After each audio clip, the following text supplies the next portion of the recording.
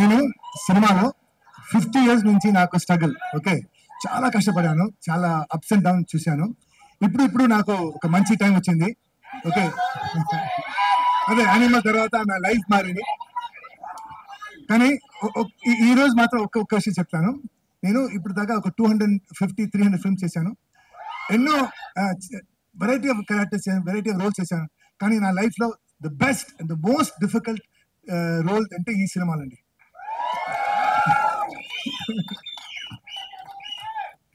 And నాకు మన అక్క రాజస్థాన్ సినిమాలో నేను విజయశాంతి గారితో తమ్ముడుగా చేసేది. అప్పటి నుంచి నా అక్క మేడం.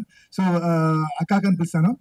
అండ్ ఈ సినిమాలో అంటే మన డైరెక్టర్ కి మనం ఒక పెట్ నేమ్ పెట్టాం, వన్ మోర్ పెట్. ఎంత బాగా చేసినా కూడా సార్ సార్ ఇది నాకు మాత్రం కాదు, బాబుకి అక్కకి వన్ మోర్.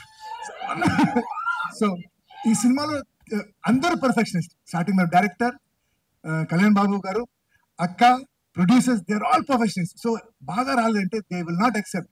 ఎంత టైం అనేది, ఎంత ఖర్చు, వన్ మోర్. సో కథ ఆలోచించినప్పుడు సార్ ఈ సినిమా టైటిల్ పెట్టింది sir, one more. So Prithvi గారు, యాక్చువల్లీ మీకు కూడా సేమ్ క్వశ్చన్.